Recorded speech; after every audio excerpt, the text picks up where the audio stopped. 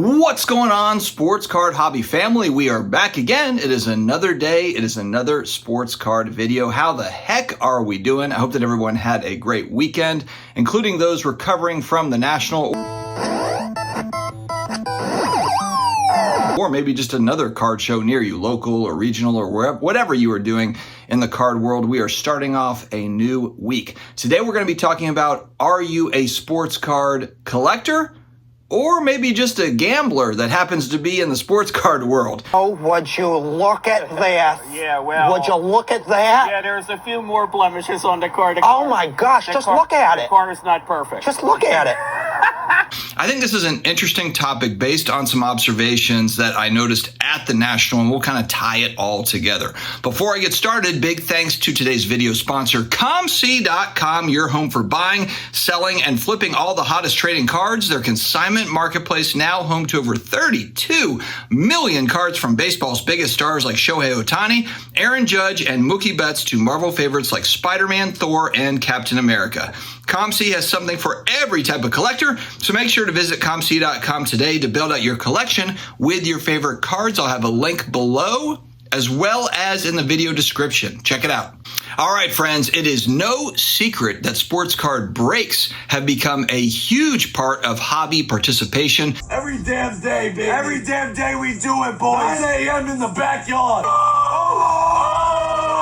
Oh! Get the confetti! Get the confetti! Some of the excitement that is around the sports card world, the sports card market. The one thing that kind of snuck up on me a little bit that I did not realize and was really reinforced at the National, we were having a conversation going back, a week or two ago on Off-Centered with Neo Cards and Comics, and we were talking about repacks, and he was making an observation. I think he was talking to the promoter, the owner of the Shipshawana show, and basically he was just kind of having a conversation about telling Neo about the liquidity that comes into the market from people being able to sell their cards and then repacks and that kind of flow that happens. Now, of course, just like with breaking, you've got bad actors and repacks, you have bad actors in breaking. You really have to be careful with this.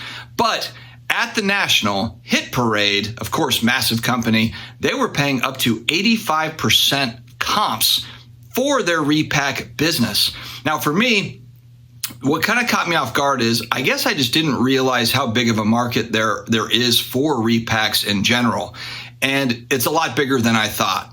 And so, of course, this is kind of just an extension of, you're trying to get the big hit, obviously Hit Parade, trying to get the big hit. And that's really the goal. Now, look, let's not kid ourselves. If we were going back 30 years ago when we were buying packs in 1990, it was similar, just on a much smaller prehistoric level. I mean, you were really looking for, certain cards, certain stars. That's really what it was. Like when I was opening up 89 Pro Set Football, I was hoping to get a Barry Sanders rookie card, a Troy Aikman rookie card, or a star player out of that pack of cards. Now, of course, everything is supercharged on steroids. You've got multiple levels of hits, all these different parallels. It's just grown so much from what it was going back to 1989, 1990, when we were opening up packs of cards and just trying to stack rookie cards, trying to stack 92 Fleer Ultra Shaqs or whatever it was, Shaq rookies.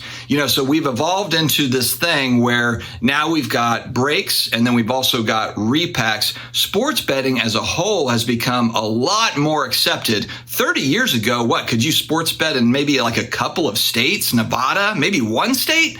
Now it's, I think, 18, 19, 20 states and growing.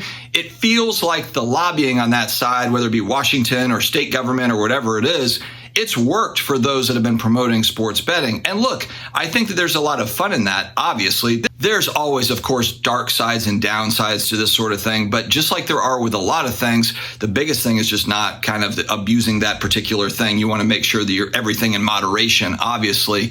But it just struck me how much of the sports card hobby now is collectors, people that are building sets and people that are maybe player collecting or whatever, collectors. And how many are gamblers, and then how many are speculators / investors, and then how many are a mix of all of these things? Because I think you can also have a set collector that also buys into breaks on occasion just for fun. Kind of like, some people, I do daily fantasy football where it's like, oh, I'll throw in $2 this week, I'll pick my team.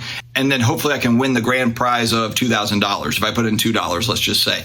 That's fun to do every now and again. I'm always only ever doing like $1 or $2. I'm not any sort of a high roller in daily fantasy, but it's kind of a similar type of thing. It's like getting that kind of fun fix, and then, oh, there's more reason to watch the games. You pay attention to all the games. Now we've all got Sunday Ticket where we can keep track of everybody's stats very easily. Fantasy football's huge. It's absolutely huge. And so we've kind of morphed into, you've got the sports, but then there's all these extracurricular activities tied to the sports, whether it be sports cards, and then within that, breaking and repacks and all these other things. So it's very, very interesting, again, how this whole thing has evolved. Of course, when we look at the industry, there's a lot of focus around collectors. Look at PSA's parent company. It's literally called Collectors Inc. But where does the vast majority of PSA's money come from? Speculators / card investors, high-end investors. When I say investor, I'm thinking more high-end. You're buying high-end cards. I think that really what makes up most of the sports card hobby is speculators. Speculators, and then also speculators / collectors. I consider myself a speculator / collector, and maybe I've got a few items where that's kind of in the investor bucket, long-term hold a larger item. But for the most part, speculating, and then also, collecting certain sets or certain players or whatever. I think a lot of people fall into that bucket. And so we'll have another video coming up this week. Michael Rubin talked to CC2 at his trade night, and I've heard Michael Rubin say this over and over again. We are attempting through marketing and through education of making more sports fans into collectors. But really what he's kind of saying is sports fans into card collectors / speculators / investors. That's really what he's after, really / gamblers. We're also including breaks and so forth. But I think this is important. If you're somebody that's new getting into the hobby and you're looking at this whole picture and trying to figure out how to navigate this thing and how do I do this? What am I even, how do I even start?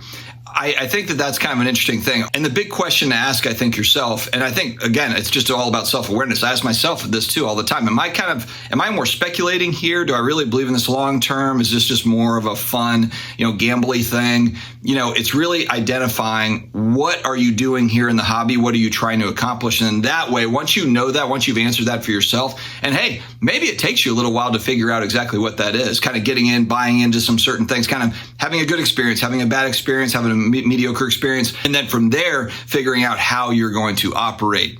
It's really interesting stuff, but I kind of enjoy the psychology behind just collecting in general. But we've got a whole new animal in here that we haven't had in the sports card hobby for a long time. I don't remember it as a kid. I think technology has really enabled it. Not to say that people weren't speculating in 1990. They certainly were. Todd Van Poppel and Bubby Brister, quarterback, was it John Mikowski for the Packers? I mean, everybody was speculating on kind of that next great player, the next Joe Montana or whatever. That's always been a thing. Going back to my youth, I remember it anyway.